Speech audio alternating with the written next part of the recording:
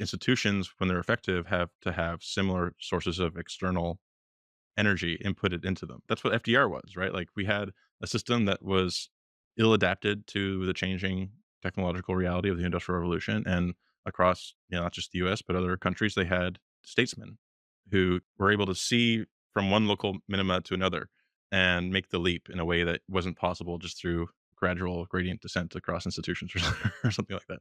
And so I think the US institutions have sort of fallen into a similar kind of like local maxima or local minima. There's a question like I get a lot. It's like, how would you regulate AI? I think the right level would be to say, after transformative AI, what does a regulation even look like? Does our regulatory state become like totally anachronistic? And anytime we've had the technology shifts, it's really shifted the balance of power between nation states and society.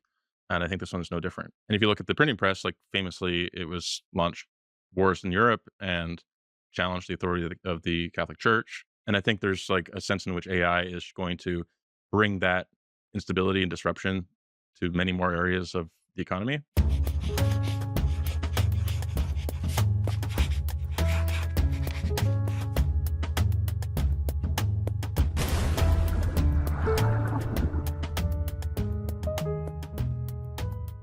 Today, my guest is Samuel Hammond. Sam is a senior economist at the Foundation for American Innovation, formerly known as the Lincoln Network, a think tank focused on bridging Silicon Valley and DC. Our conversation traverses frameworks large and small. We talk about pluralism, effective accelerationism, AI, and why we humans live at the knife edge of complexity from a universal perspective. We also dig into more practical matters like government dysfunction, social policy, and the think tank ecosystem. I think you'll particularly enjoy how adept Sam is at drawing connections between disciplines and bridging seemingly disparate ideas. So let's get right to it. Sam, welcome to Upstream. Excited to have you on the podcast. Thanks, Eric. So, by way of introduction, in the startup world, when we're looking to get a sense of an idea, we'll use a lot of X for Y's. We'll say, or we'll say it's like if Discord and Quora had a baby, or we'll say it's the Uber for X. And so, I'm curious in terms of by way of introduction for people to better understand you as a thinker. How would you kind of define yourself in a way that people could understand? Like, for example, I asked Samo Berja if he's more of a in the Zion camp, that geography and energy demographics are what matters, or if he's more in the biology camp, or that technology and IQ are what matters, or if it's more in the Olson camp, it's just quality of institutions that matters. When you think about your worldview, what is the best sense for the audience to get a sense of how you think about things? Yeah, it's funny you mentioned Samo because I think we might both identify as civilizationalists. That there's this, there's nation states, there's organizations, there's all these different levels of ways of analyzing society, but they all kind of culminate into a sense of civilization. And when you look across history at when there is broad flourishing in society, say like the Florentine Renaissance, it isn't just that they had like the best masonry and the best banking and so forth. It's like they had the best everything, right? And if you look across the world today, like the countries that rank the highest in economic freedom and the Human Development Index, like they also have the best functioning governments and the least corrupted markets. And so there's like this X factor behind institutions that is deserving of study, and it doesn't really boil down to geography or demographics. Those are major structural forces, but there's also these X efficiencies that matter for society as a whole. So it's more of like an institutionalist, but more so like the people that make up the institutions? Or how would you? Yeah, I think it's like an evolving science to try to figure out like why some civilizations succeed and whereas others fail, and how they fall into dysfunction. Like broadly, the other thing a civilizational perspective does is sort of, I think it's like the correct level of analysis if you're a long termist, right? So I've written a little bit about why I'm not exactly an effective altruist, but one of the critiques of effective altruism is sort of has this like God's eye view, like they're in control of the social welfare function for society. And I think really like what they're doing is doing morality for civilization as a whole, right? And in some ways, like people have pointed out that like monotheistic gods, arose with centralized governments and the kind of modern civilization. And so there's like an analogy between like this God's eye view of the world and the right set of norms and principles and decisions that matter for civilization as a whole. The issue is that civilization isn't a thing. It's not like it's not a unitary actor, right? And so that's where the EA people kind of fall down, as they think that they're sort of importing this like God's eye view into an individual person, right? And individual morality is something quite different, right? So you're not effective altruism because you're more of a pluralist. or you're more humble epistemologically? It's like a gestalt, right? You can moralize about the forests, or you can moralize about the trees, right? And if you want to say like, a central banker should think in terms of consequentialism, because interest rates going up and down is going to affect a whole bunch of society, and you can't really like take that on a you can't really apply virtue ethics to that. Like you could apply virtue ethics to selection of a central banker. You want someone who's prudent, who has good judgment, who like embodies a kind of excellence in central bank management. The error is in sort of incorporating that God's eye view as an individual ethic, rather than trying to see what is the individual ethic that aggregates up to that God's eye view. Yeah, just to make your consequentialist point or about the bank more clear, it's like the idea that in my family I might be a communist, but the famous Taleb quote, but in my town I might be a Democrat, in my nation I might be a libertarian or something. Like different sort of methodology, approaches might work at different scales or different scopes, and similarly, the bank, it shouldn't be a virtue ethicist, but maybe in different capacities you should be. Is that the idea? Or that there's like a direction of fit to kind of different kinds of moral propositions. And if you can't live your life as a utilitarian, that you'll end up stealing your coworker's lunch to give to the homeless person outside.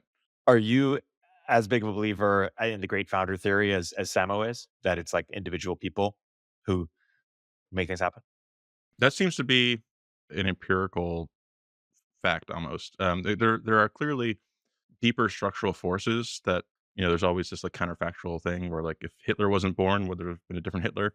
I wrote years ago a piece called "The Bourgeois Virtue of Contingency," and it was kind of a rejection of like these more Whiggish teleological theories of history, where like there's like necessity that it was going to happen one way or the other. Like there that may be on a long enough time scale, but like one of the lessons from Silicon Valley is actually it takes people with agency to really execute, to build things, right? Like Elon Musk's famous quote about like it's easy to have the idea to go to the moon.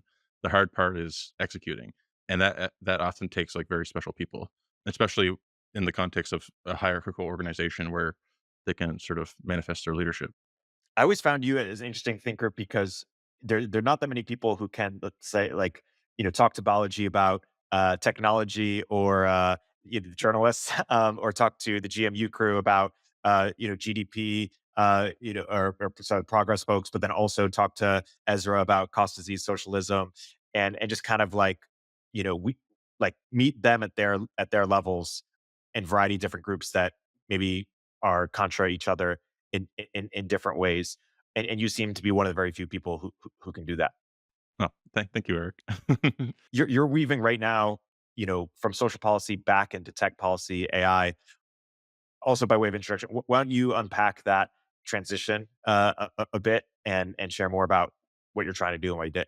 So I was born in Canada, but when I first moved to DC, it was to work at the Mercatus Center at George Mason, and that's sort of the hub of sort of rationalist libertarian types like Robin Hanson, Tyler Cowen, Bryan Caplan, that whole crew.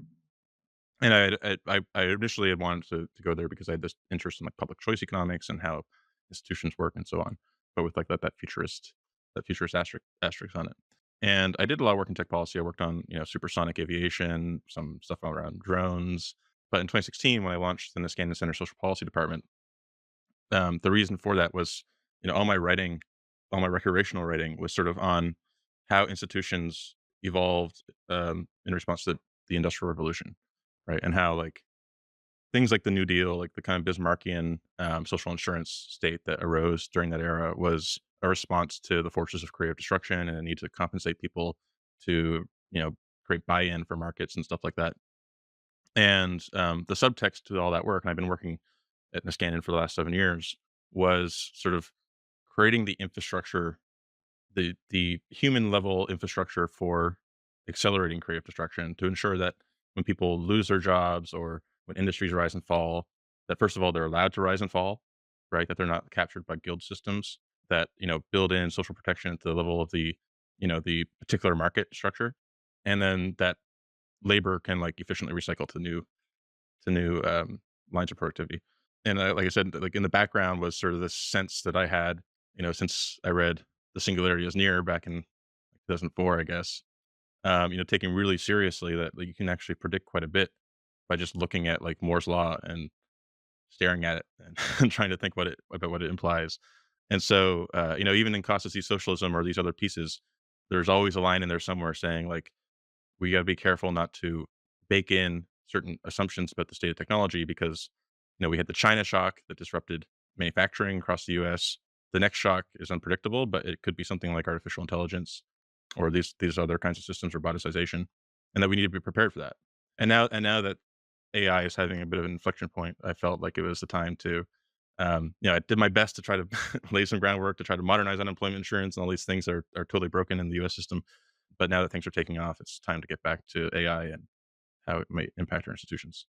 How do you view? We mentioned the effective altruist. There's a effect the EAC, effective accelerationist community that has merged, and we're having somewhat of a tech civil war around sort of the AI safety people, the A people, and who say, hey, we need to get regulation in early. This thing is literally paused its technology development. This thing can get out of hand. This thing is very different from the past. And then we have the EAC crew who are saying, hey, this is just a front for either for regulatory capture or actually, the way to have alignment is to have all of these sorts of competing AIs, and thus you want to encourage people to catch up, and we'll have competition the same way that nuclear capabilities have also been sort of de-risked by having multiple people have them. As you're watching this conflict emerge, where do you stand on it? How do you make sense of it? Yeah, well, I'm now at the Foundation for American Innovation, and we just had our launch party. And one of our guests brought a gift, which was that flag with the GPU. It says, "From my cold dead hands." Um, so I'm honestly like have a lot of like epistemic and moral uncertainty about what the right answer is here, and I'm skeptical of people who I think like a lot of the EAC people, the effective accelerationists, they almost have this religious view of like thermodynamics that we need to act in the interests of like the heat death of the universe, and there's a certain internal logic to it, but I don't quite know where they get that sense of certainty. But the way I've talked about this in the past is that there are different dimensions of acceleration. There is the sort of horizontal dimension of taking GPT-4 and lower level models and trying to build AI lawyers, AI doctors, AI accountants, and just like full steam ahead.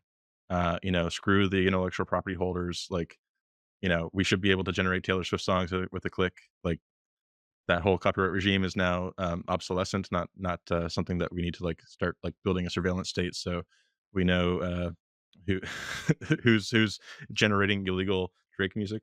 And then there's this vertical dimension where I think there's reason to actually be way more cautious. And I think that also came through in the recent hearing that where Sam Altman was, pulled before Congress, and there was sort of like the superficial agreement between him and Gary Marcus, who was the AI skeptic or naysayer on the panel, and but what Marcus would want, he wants like an FDA for releasing new models, even like simple models like AutoGPT or these like open source applications, and that is like obviously completely unworkable and would probably destroy the AI ecosystem outside of big corporate labs. So I'm very much against that. But you look read between the lines what Sam was saying, there was like this superficial sense of agreement, but what he was really saying was like at some point, maybe in a few years, we're going to have systems that are vastly more powerful than anything we've seen before.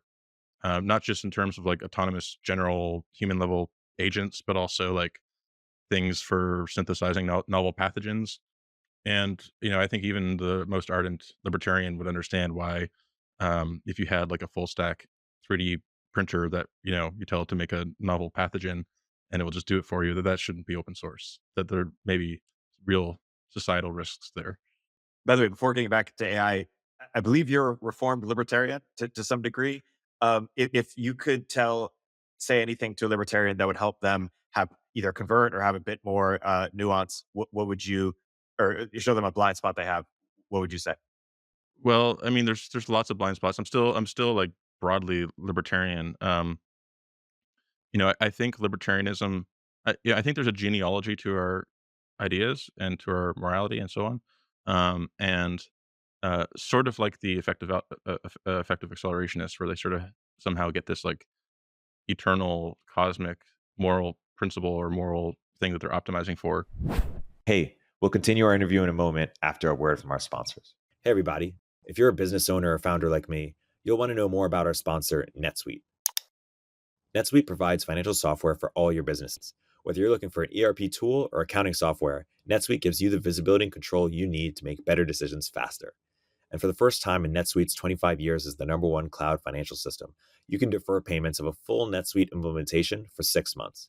That's no payment and no interest for 6 months. And you can take advantage of the special financing offered today. NetSuite is #1 because they give your business everything you need in real time, all in one place to reduce manual processes, boost efficiency, build forecasts, and increase productivity across every department. More than 36,000 companies have already upgraded to NetSuite, gaining visibility and control over their financials, inventory, HR, e-commerce, and more.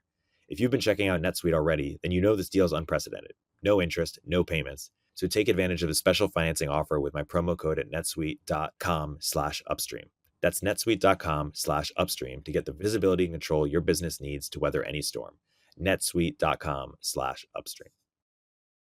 Some libertarians, I get the sense, especially like if from the natural rights tradition, think that these ideas were, written into the fabric of space time or something like that. And this applies to libertarians, but applies to everyone else too. Like it's really valuable to step back and try to step outside the flow of history and see the contingency of your ideas and how they arise in particular technological moments in history, and not try to like extrapolate them out of distribution. Because a lot of libertarianism ends up being kind of very formulaic. It turns out there's like the world is just very messy.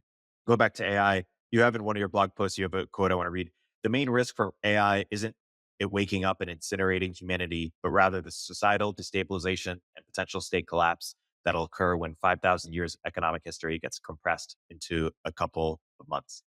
How do we address this risk? And maybe adjacent to that, what can we learn from Mormons about how to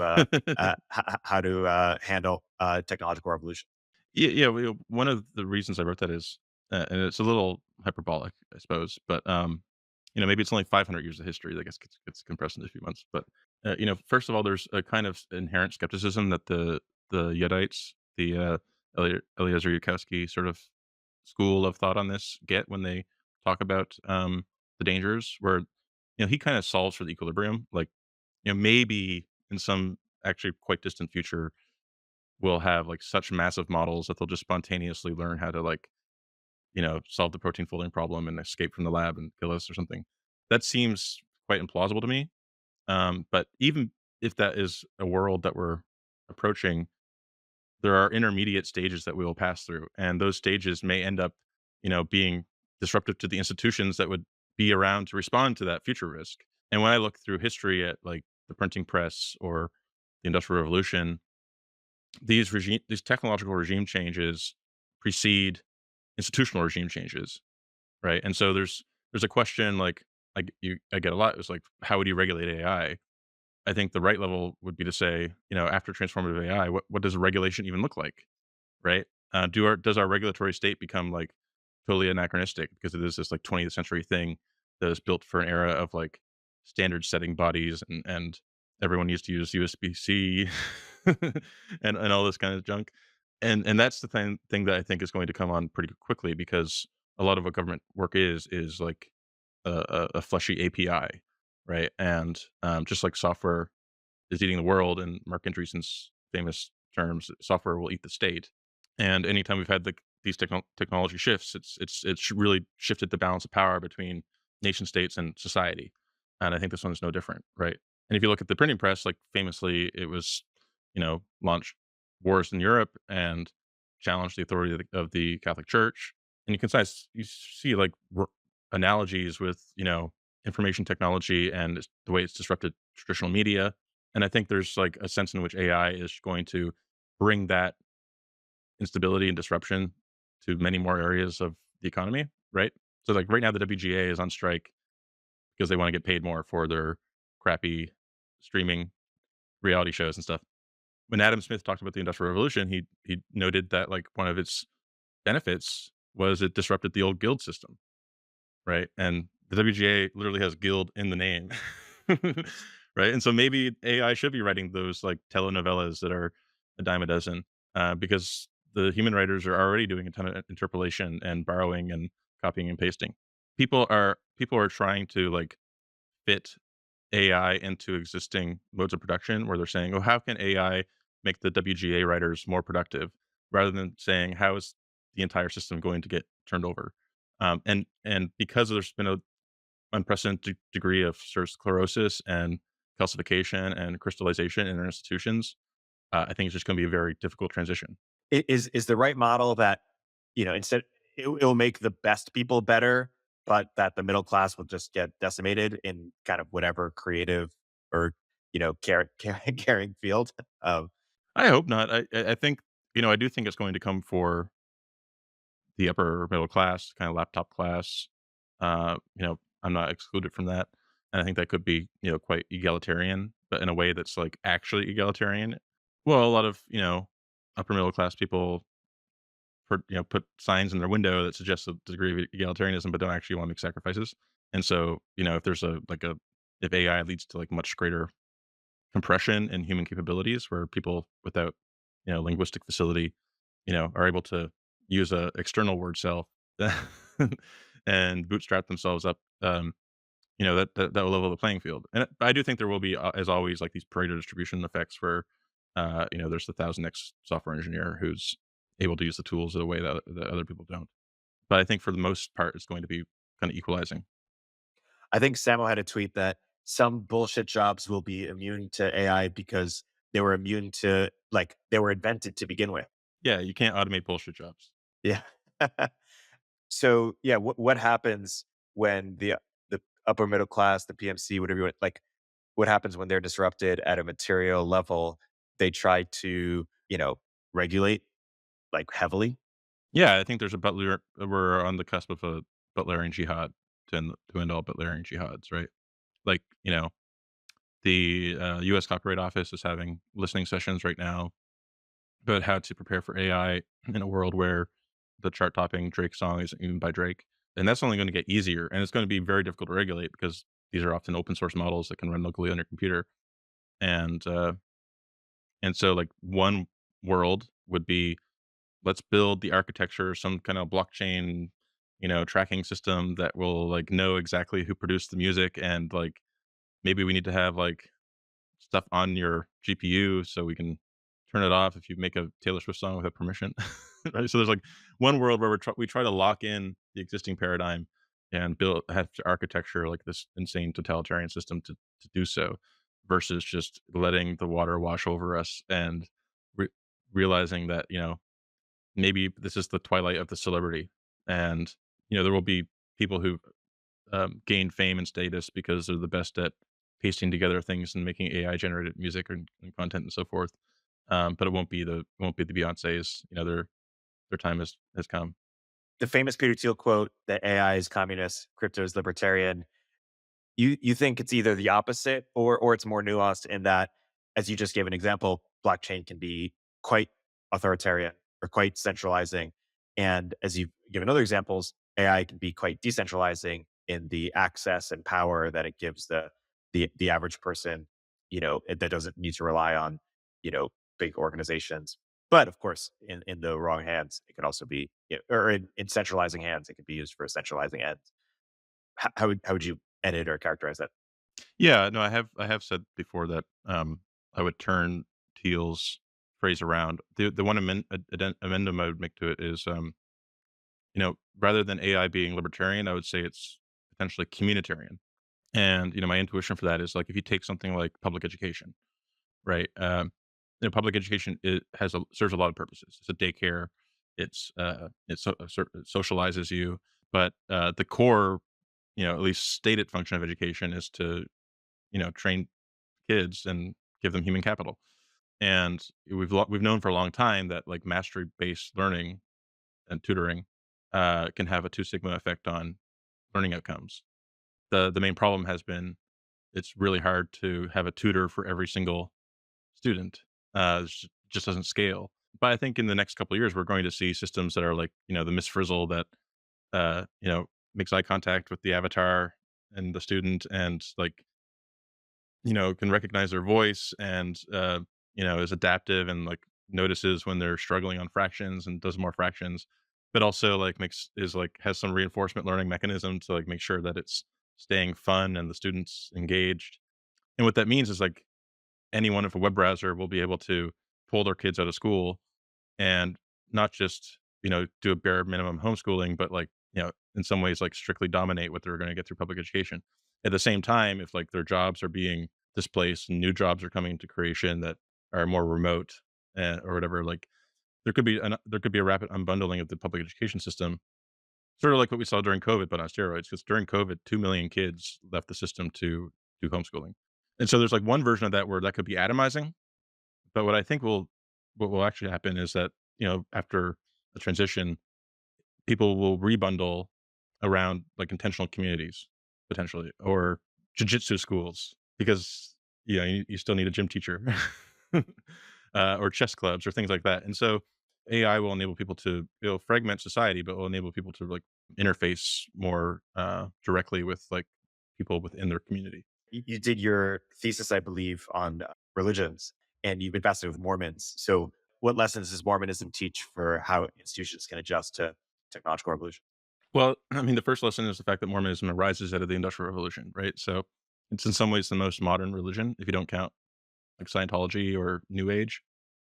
And, it's this weird fusion of like Second Great Awakening, Protestant thinking, temperance, and like, pro growth, pro technology, with like the priesthood structure of like, something like blending the Catholic Church and like Freemasonry, right? And the surprising thing about the Mormon Church is not just that it's like one of the fastest growing religions, but the fact that it was born in that industrial context, it's very materialistic. There's a sense in which like God isn't omnipresent, but is like a being that like moves at the speed of light, but is still constrained by special relativity. So it has like this weird, like weirdly physicalist underpinning to it, and that's also why you see in Salt Lake, for example, the Mormon Transhumanism Association.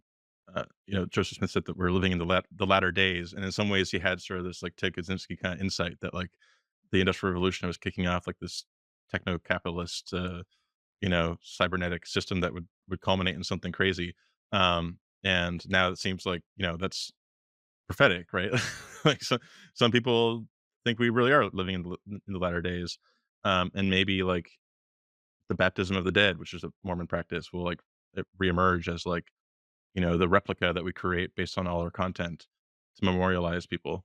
Or, and maybe like like the far out long term is like we all just upload our brains and like become as gods, and there's some like literal sense in which the theology played out. But what makes it interesting institutionally is it is the fastest growing religion. It's been one of the stablest and most sort of like vertically integrated religions in the United States, whereas the mainline church has sort of collapsed, and Catholicism is going through its struggles.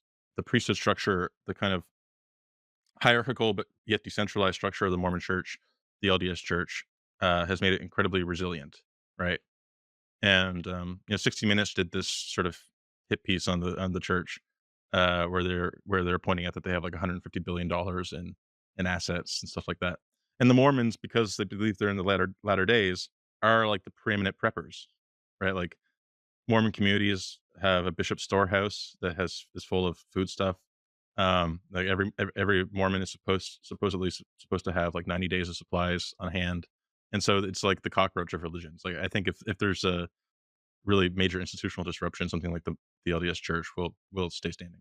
While we're talking about religion, if Balaji were here, he would say that on the right, there's a religion and it's Bitcoin maximalism. And on the left, there's a religion and it's, wokeness or progressivism. Do either of those meet the criteria for a religion in your mind? Or what are they missing? They're missing organization, right? Like a lot of the problem with the mainline church, and you can think of like wokeism as a just an extension of, American Protestant social gospel teachings, where like the Unitarians and the Quakers became so like so they became so Protestant they became secular, which, right? But they're still retain like the normative commitments. But the big difference is they're not like organized like they used to be. They're not. Church attendance is down. People are sort of acting. Well, are they just organized in different ways? They just call them universities instead of, and by so Protestant, they became secular. And the commitments you're referring to are kind of like a duty to downtrodden, a moral equality. This sort of greater aspiration towards equality, and then this universalizing. Yes, there are organizations, there are, like, NGOs in universities, but, in the sense of them being formative institutions, despite what, like, some conservative critics think, I don't think universities make students woke. I think, students are already woke in high school, and if anything, they make the university more woke. And there's a sense in which, like, this form of Protestantism is like a an attractor, like a sociological attractor. It's like a set of lowest common denominator things that it's very easy for society to evolve towards in a way that's spontaneous and doesn't require any kind of institutional organization or mediation.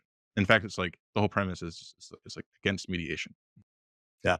And do you think, the Joseph Henrich weird philosophy we talked about this podcast, that it's all pervasive, and once the kids get internet, it's basically like pre-uploaded in, and it's just a matter of time, but before their country also just gets more progressive. Do you buy that? Like that's just where everything's going?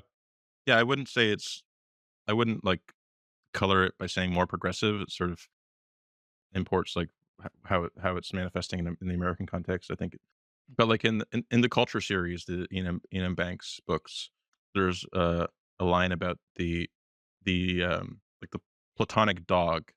Like if you travel through developing countries, and I think this actually comes from Thailand. There's like this dog. Any developing country where like dogs are running, feral dogs are running around. It's like this mutt looking, scrappy looking kind of dog that you see everywhere, right? And it's in some ways like this basin of attraction for dogs that are interbred with a bunch of different breeds, and they all end up looking kind of similar. There's something similar going on here, where but only it's like it's being mediated by discourse, by language. And one of the things language does, it exerts a kind of universalizing tendency on culture, where if you have to reproduce your culture through words, norms that were particular to your community and were like implicit in the practices of that community become articulated as you ought to do X, you ought to do Y. And just because they're being transferred in that linguistic medium, it makes it seem like everyone ought to do X, everyone ought to do Y.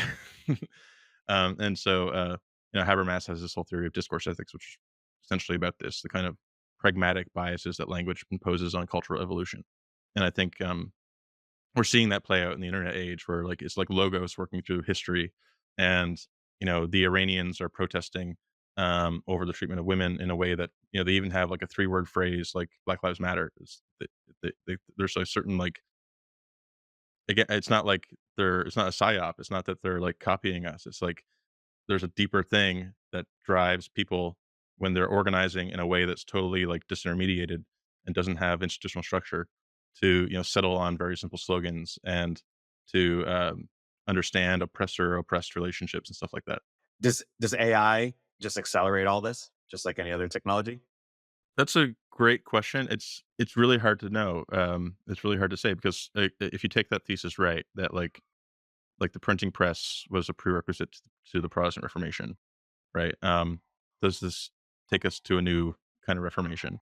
And my suspicion is that it does, but it may look qualitatively different. And in fact, like one of the things that like AI does is it makes interoperability matter much less. It doesn't matter if you have the same data standards. That's like a 20th century thing where like we need this kind of file to talk to that kind of file. Where if you just have an AI that is like can style transfer between different things, you can kind of create your own society that has its own sort of completely idiosyncratic mores and customs while still being interoperable with other societies because there's a kind of translation layer, right? Yeah, it is interesting. I mean, on the broader debate, like some people are really concerned that ChatGPT is shaded, sort of left politically, or denies certain truths, or doesn't want to talk about certain things. Other people say, "Hey, who cares? What really matters is this thing a threat to us?" And then other people will say, "Yeah, but I guess what matters is if people will use sort of justice concerns to justify sort of centralizing or regulating it significantly, then it really matters. Yeah, I mean, but the issue is that the way, at least in the U.S., politics is oriented is, and I'm guilty of this myself, is like borrowing cliches from 20th century politics, right? Every movement is the new civil rights movement. The environmental movement tries to structure itself that way. The gay rights movement, the LGBT stuff. It turns out that like even the civil rights movement really, there was a mass mobilization component to it, but all these changes were not just the result of like getting a bunch of teenagers to like rush Congress or something like that. And so I think this is happening again with AI, where people are trying to plug it into this box of like anti-discrimination and the kind of human rights orientation of these questions. And there are like real questions, like there's questions around who how is your loan being approved? Is it using some opaque machine learning model that is implicitly biased? And those are, like, interesting questions. They're just, like they're questions we've been debating for the last 10 years, and it's, like, qualitatively different from building general systems that can fundamentally replace and, transform human labor. Unfortunately, the discourse right now in DC is, like, so in that latter in that former mode where, everything is, like they're still debating about, like, face recognition technology being insensitive to melanin. There are probably systems out there for which that's true, and especially in government systems where they don't have the most up-to-date technology. But, like, as a technical problem, that was solved. Like, we just gave it more data. Do you have a mental model for when AI will make us better at our jobs versus when it will replace us? Is it like if you're an employer, it'll make you better, and if you're an employee, it'll replace you? I'm being glib, but like, how do we make sense of the impact on economic transformation? So I think of this in terms of, Boehmel's costicles. The right way to understand costicles is really just differential productivity growth. When you have rapid productivity growth in manufacturing, in the goods sectors, natural resources and extraction, uh, you know, digital services, IT, all that stuff is like have very healthy productivity growth, but yet like we're still doing healthcare roughly the same way we have been for years. We're still doing education roughly the same way we have for years. There's sort of there's a need there's a need to have the same number of doctors, the same number of educators, but their productivity hasn't actually increased. But to retain those workers, your wages have to continue rising anyway. And AI, I think, is going to do something very similar, where there's going to be folks for whom it's like incredibly productivity enhancing in a way that's kind of like natural and intuitive. Like you already see this with programming, but there are going to be sectors where AI is, at least in the short run, kind of impervious to. It doesn't actually help with productivity. But because the rest of the economy is going to be like having a productivity explosion, there's going to be a need to sort of squeeze out more productivity from those cost sectors, and that may happen from like monitoring technology. Like I think one of the things that AI is going to do really quickly in the short run, especially with Microsoft's stack, is make like manager monitoring tools on everyone's device, where like you know it doesn't just look at your KPIs. It's like or your simple evals. It's like tracking exactly what you did and coming up with like a kind of context sensitive, like high judgment assessment of like what you did that day and did it contribute to value. Do you think that like something the EAC people are sympathetic to is the idea that, hey, humans aren't the most advanced life form, and we just need to let in whatever's the most advanced life form, and that's going to be something after us, and we will help to usher it, and we will, be taking our place in the train of evolution, or whatever that is. Whereas other people say, no, we are humanists, and we can actually, or should strive to kind of control these things to some degree, and not become extinct or evolve. Like, where do you stand on that? And is that something that you think is going to be like a real debate over the next like few decades? I mean, I'm a humanist because part of it is I don't think that you can step. I don't think you can step outside society and take like a God's eye view or have a skyhook to like outside view morality. And so I think it has to come from how you're embodied. And it may be the case that there are like higher life forms. I think that's a bit of a fallacy. Like evolution isn't a gradual series of improvements.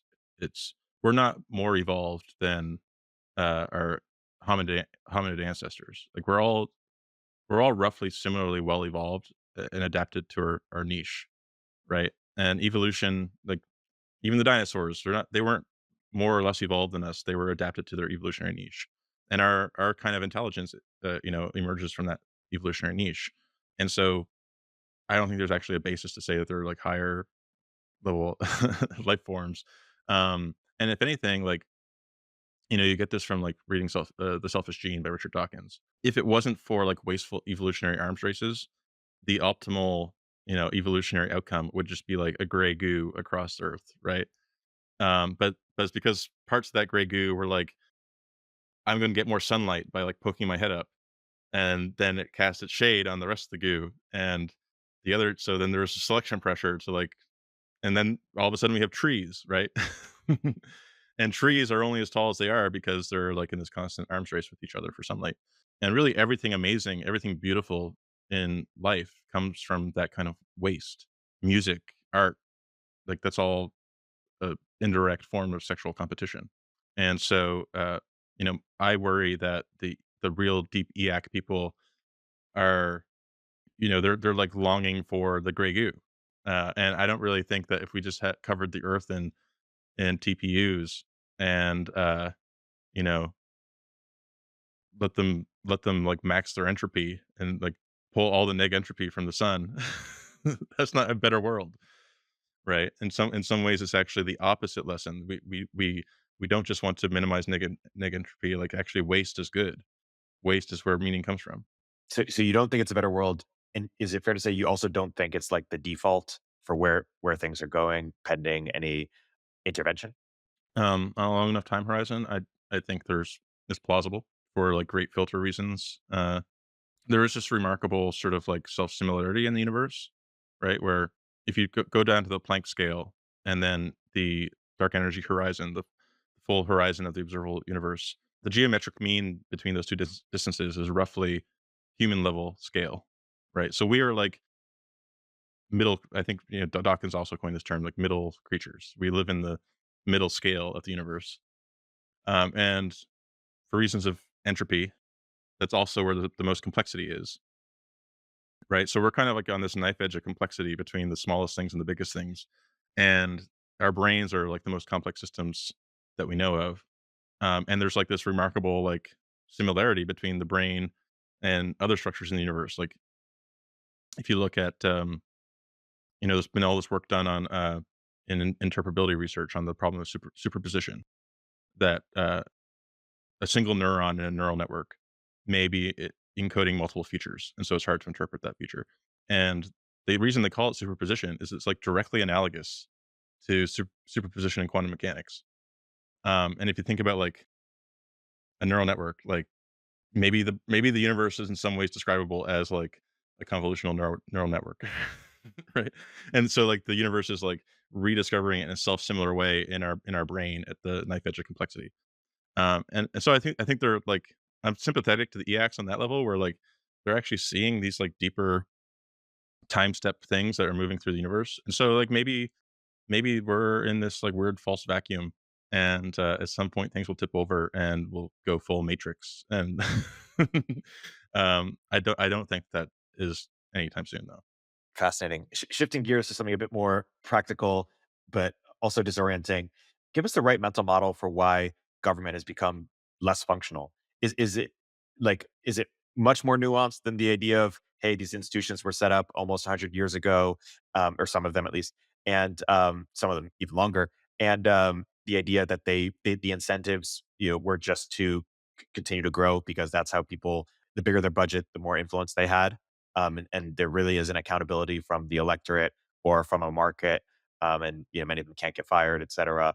So it's just like structural, or what's the right mental model to have? I mean, there is a kind of baseline where institutions, again, for like entropy, get more disordered over time. And I know that's not, I know entropy is about microstates versus macrostates and stuff like that. But at one time I tweeted that like that bureaucracies have become less functional as an example of entropy, and people, the physicists on Twitter were very, you know, particular in pointing out that like statistical mechanics doesn't have anything to do with like institutions. But I think it does. I think there are, again, like self similarity between the big and small. And when you look at government, there is this like general accretion. This like technical debt is a term that Eric Weinstein has used. But then you think about sort of like why do human bodies, why does biological organisms, why do we not suffer from the similar kind of entropic forces? And obviously, an individual organism does because we age and die. But the reason is because we have external sources of energy, right? We have the sun, and we have food, and we have sexual selection and mixtures of our genes together and so on and so forth. And so I think institutions, when they're effective, have to have similar sources of external energy inputted into them. And I hope I'm not being like too too econophysics with this, but that's sort of like that's what FDR was, right? Like we had a system that was ill adapted to the changing technological reality of the Industrial Revolution, and across not just the U.S. but other countries, they had statesmen who kind of like were able to see uh, from one local minima to another and make the leap in a way that wasn't possible just through gradual gradient descent across institutions or something like that. And so I think the U.S. institutions have sort of fallen into a similar kind of like local maxima or local minima. And the reason we're struggling to leap from one equilibrium to another is we've done everything imaginable to make that impossible. Right? Not only do we have a polarized Congress that makes it hard to do major structural reform because of the lack of consensus, but we also have this sort of fetish for procedure, where in the past, like Vannevar Bush, wrote a 14-page memo to FDR and got the NDRC approved, which led to the Manhattan Project, like, in, like, a few weeks, right? Today, that would be, like, a 10-year environmental review, and then you gotta do, like, stakeholder meetings and so on and so forth, and so it's, like, this proliferation of veto points, and, it all connects in the sense that it's created a lock-in and, uh, removed the normal escape valves, the normal mechanisms for moving out of that local minima. Tell us what's misunderstood, or what misconceptions people have about how influence really works in DC, or how it's secured and maintained. Yeah, so, it's totally different than other countries as far as I can tell. So, I work in a think tank, work in public policy, and as I said, I'm Canadian. Like, there's no think tank sector really in Canada, and that's because the parties, develop their own policy, and if they need expertise, they can go get that expertise. But you don't have like this whole ecosystem. And the U.S. is very different, especially beginning in like the 60s and 70s with the decline of the strong party system, the new primary system.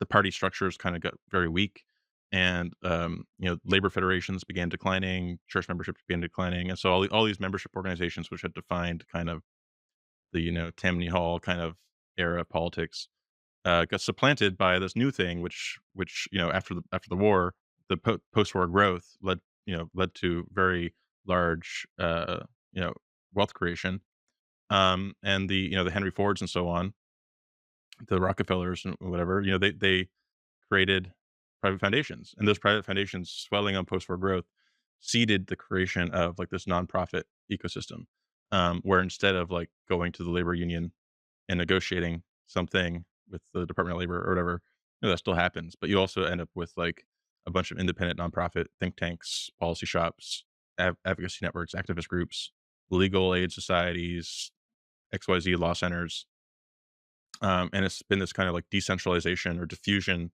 of political power, and it's sort of the source of like what we were just talking about with that sclerosis. In Canada, if you have a majority government, it's sometimes been called the benign dictatorship.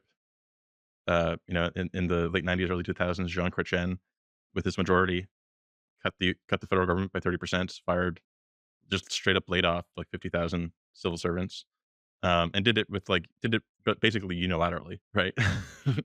And there was like a mechanism, there could be an election called if you went too far, and he could be removed from office.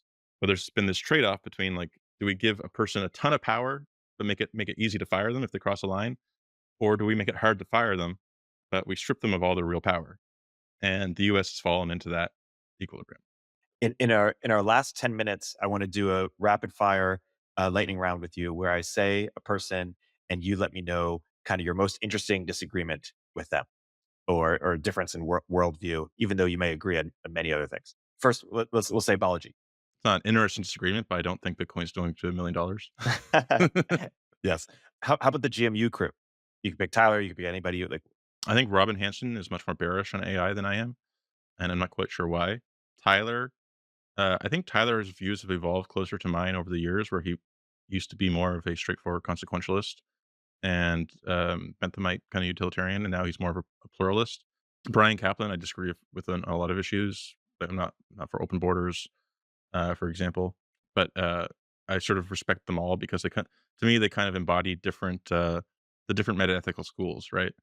Like Tyler's the pluralist. Robin Hanson's the like brain in a vat utilitarian. Bryan Caplan is like the Baptist deontologist who's like is wrong. It's just simply wrong not to be allowed to move between borders. So like we should just end borders, right? And then Alex Tabarrok is like the objectivist because he's the real Randian. is the best argument for pluralism really just the impossibility of being a utilitarian in terms of the ability to calculate, utility effectively, and that it's just unknowable, and thus you should be a pluralist? I think it goes back to an essay Charles Taylor, the Canadian philosopher, wrote called "The Diversity of Goods," and it's his criticism of utilitarianism as elevating one supreme good above all others. And I think fundamentally there is no monopoly on the good. And I think the essence of pluralism isn't just like pragmatic; it isn't just practical. That literally, like on a metaphysical level, there is no single definition of good, and there's kind of incommensurabilities between different people's conception of the good. And so, liberal democracy, the essence of liberalism is to create space for those different conceptions. That's compelling. How about Ezra Klein? Ezra Klein is far too sanguine about the Democratic Party.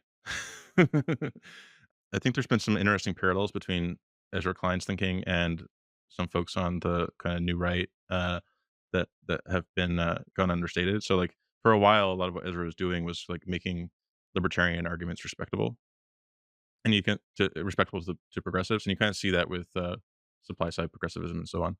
But if you read Why We're Polarized, his book on U.S. polarization, if you read that alongside Chris Caldwell's book, The Age of Entitlement, they make the exact same arguments. And one is like called like reactionary, and the other one is like this insightful thing that using social science to learn about why we're polarized.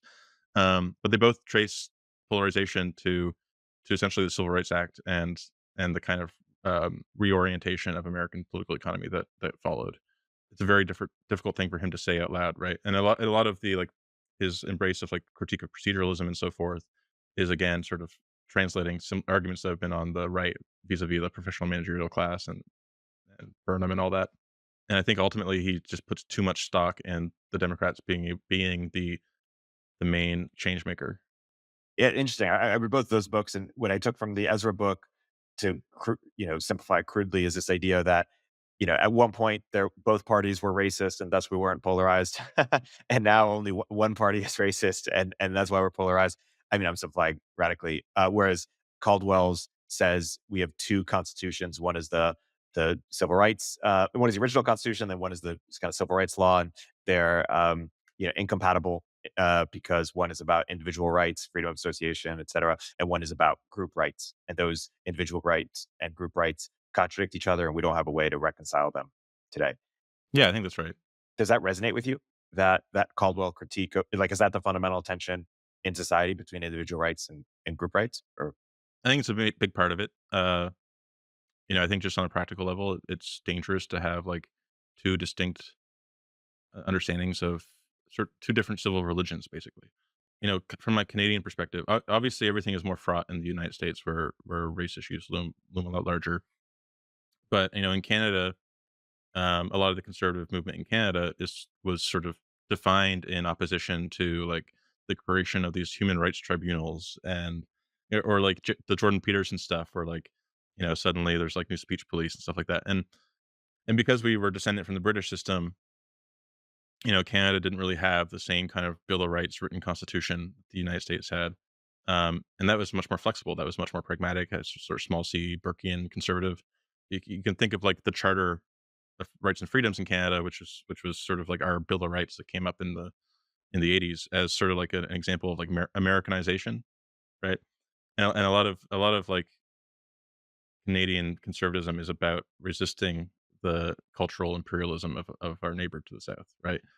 And so it's easier for me to say that this is like a big part of it because it is this like deviation from a British classical liberal tradition that emphasizes rule of law, Hayek's norm of non-discrimination and generality to something that is actually more, has comes from valid places like repairing the damage from slavery or something like that, but over time has become co-opted into new forms of patronage and new sort of like it sort of metastasized in a way that has challenged those antecedent norms and constitutions. And the reason it's so fraught or so dangerous is because these are like constitutional crisis level questions, and one of them has to win. And the Claremont people, on the far right in American politics are like, they frame themselves around this as well. Like we just need to win and like reset the Constitution. And then people on the far left are like the equity movement. A lot of that subtext is like we need to be the party of the Civil Rights Act and impose this new constitution and like really uproot the old system.